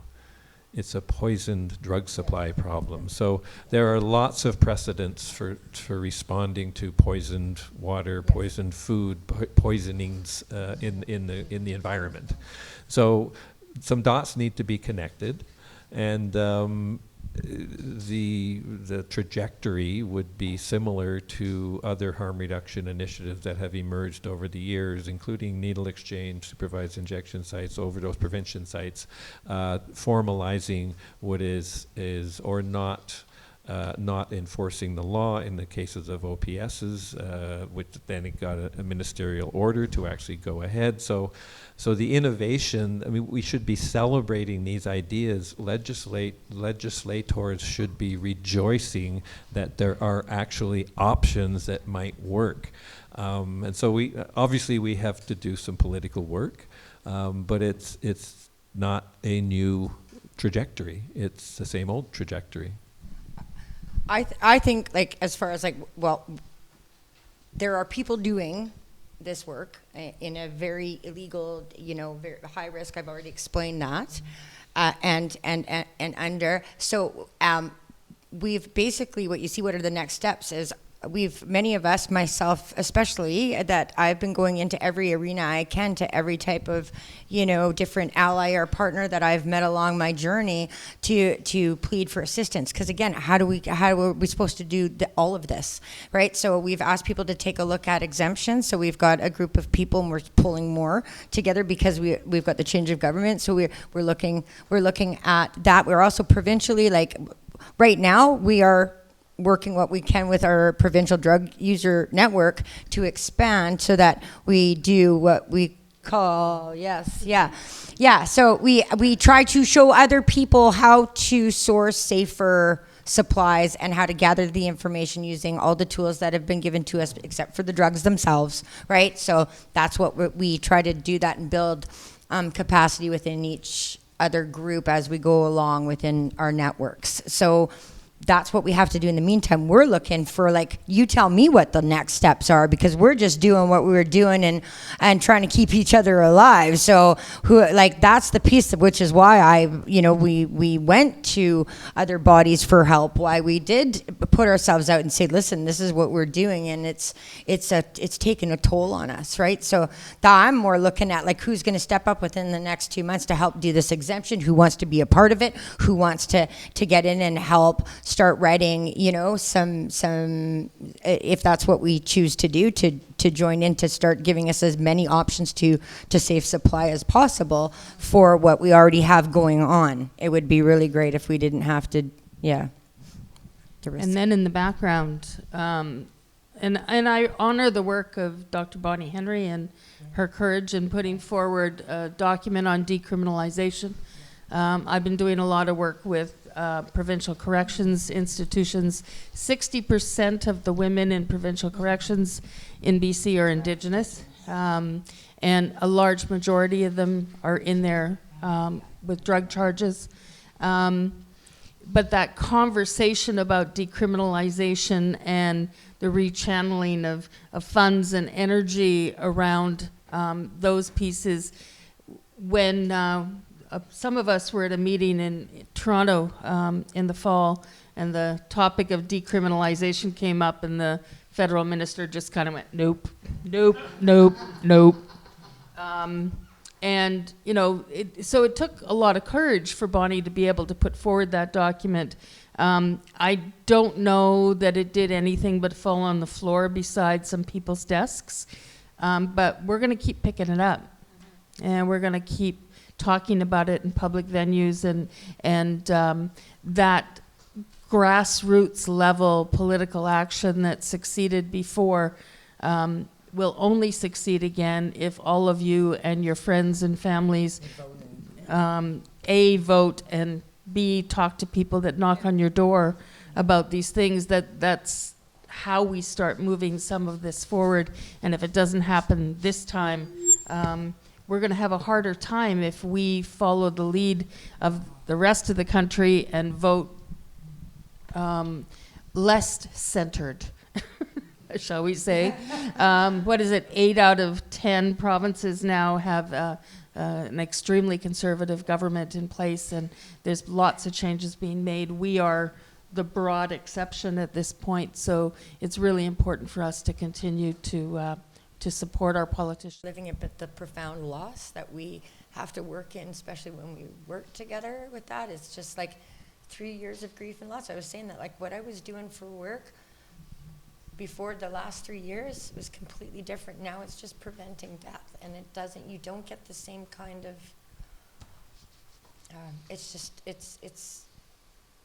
soul crushing now in the third year, right? But I mean, we include our families very much in our area. I know that. So I think it's look, I'm going to an event in a couple of days, and there'll be someone speaking from Drug Free Canada there. And the message has always been, you know, this, like you say, Erika, this tough love. You know, you've got to say no to drugs with your children. And they really advocate that stance.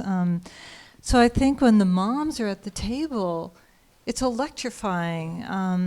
Mom Stop the Harm, because for many people and politicians, it's the first time they've ever heard, you know, a parent being compassionate about their child and really seeing the harms of drug prohibition and what had happened to their child, and not wanting that to happen to anybody else's child. So I think it's so essential that the moms are there at the table, because they really speak intimately, I think, to other people who have children or who have lost people in their own families, you know, because of overdose death. Yeah. And Grandma Stop the Harm. Yes, Right. Yeah. Yeah. All right. I was gonna say like siblings and dads and Right. families. But we're seeing. I mean, we're seeing, like, when I think of policies that. When I think of policy, I'm stuck. I'm hung up on here. When I think of policies that have harmed, I'm like, how many grandparents are parenting their grandchildren now? And not just if their child is deceased. I'm talking about being incarcerated, having their children apprehended from them, and we have grandparents raising his children. This is all a result of prohibition. I just want to acknowledge that earlier today I learned that unfortunately that the membership in Mom Stop the Harm is now 1,000 moms. I thought it was 900 like 2 weeks ago or something, but it's like, I mean, a formidable force in the country out of a incredible pool of loss. 1,000 moms who've actually stepped forward to join your organization.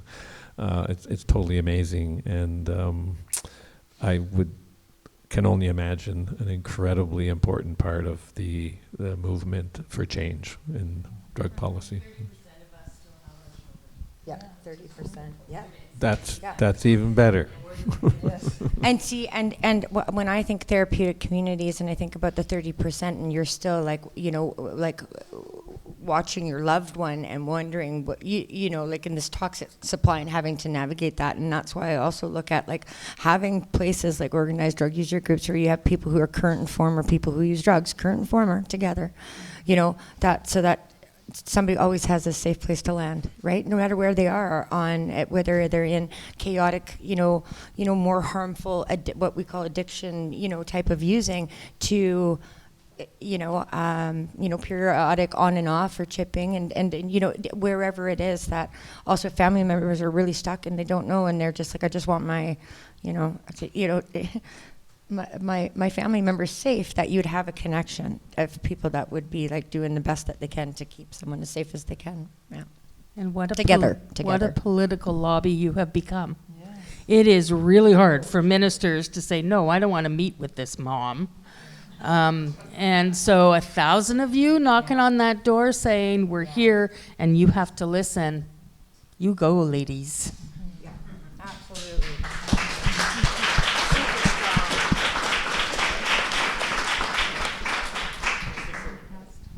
So we're going to take a question from the audience. Hi. So thank you all for coming to speak with us. Obviously, there's many facets to this. Personally, I spend a lot of time thinking about health authorities, not to put anyone on the spot, but just, you know, to me, they're kind of the mushy middle in between, you know, the ministry and then the front line, so to speak. And I spent a lot of time thinking about health authorities because, to my memory, and I'd be happy to be corrected, Judy Darcy did ask all of the health authorities to get an injectable program going, and then it seems not to have happened outside of Vancouver Coastal. So I guess, yeah. Do it in Fraser. Is there? Yeah, IOPS is it in Fraser. Okay. Well, what about the other ones? I guess my question is yeah, basically was twofold. Is, am I wrong with that? So you've answered that, but then also, for those who haven't done it, I mean, it seems like there was ministerial direction given that's then not followed. Yes. Basically ignoring orders, so to speak. And I'm just wondering if you guys could comment on how we could use that as a point of leverage, or what to do with that.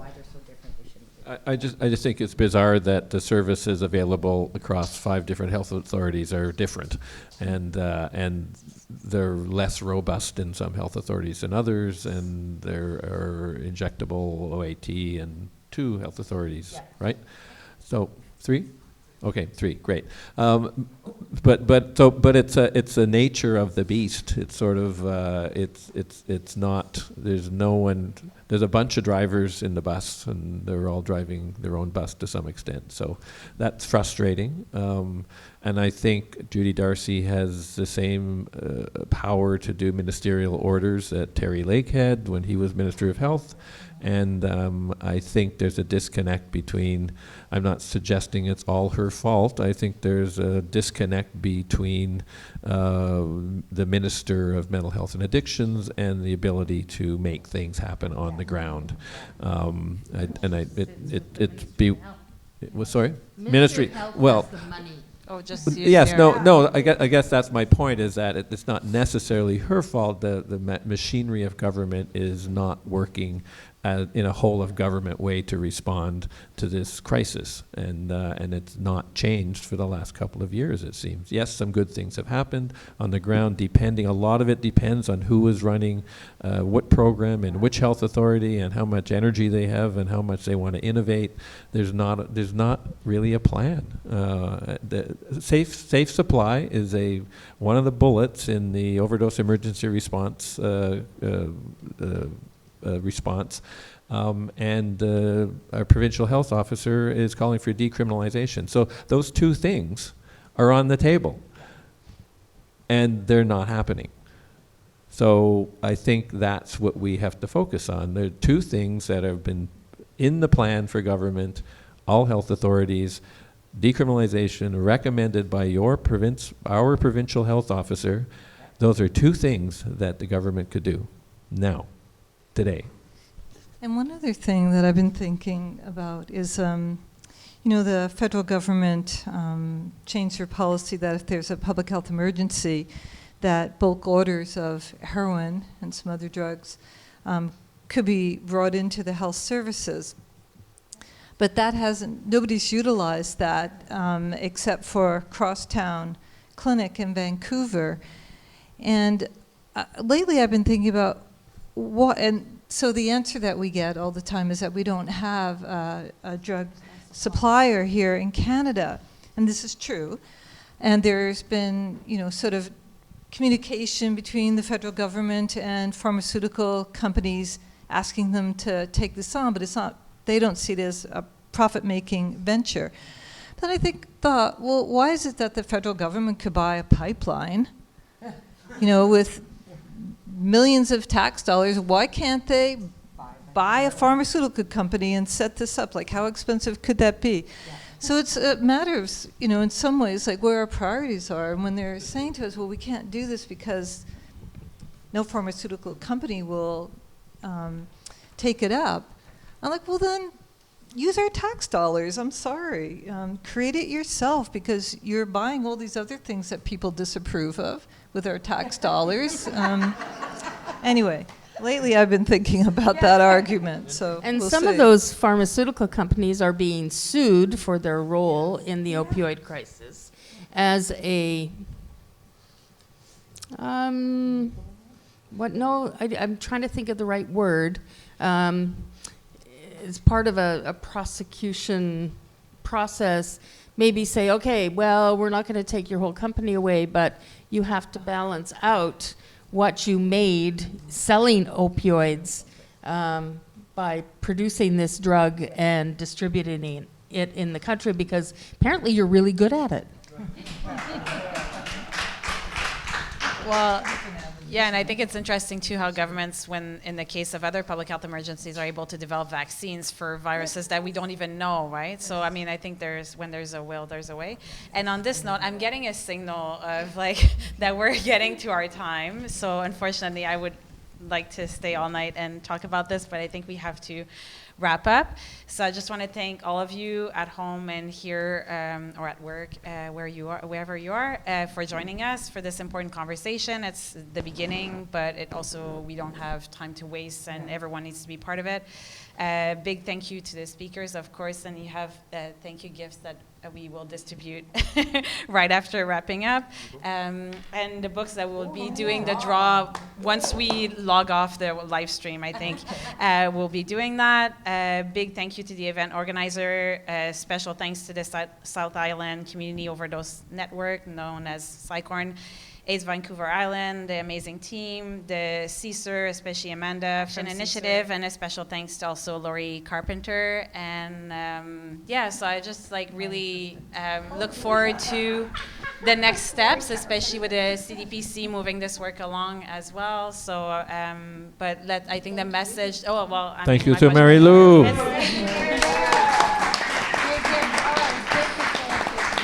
Thank you. But I think the message is that we all have a role to play, and it can be big, it can be small. Do whatever you can. You all have a role to play. No one can afford to sit back and just watch others do the work. So look at who you are, who you know, what you can do, and just do something, right? So that's the message. And yeah, that's it. Thank you so much. Thank you.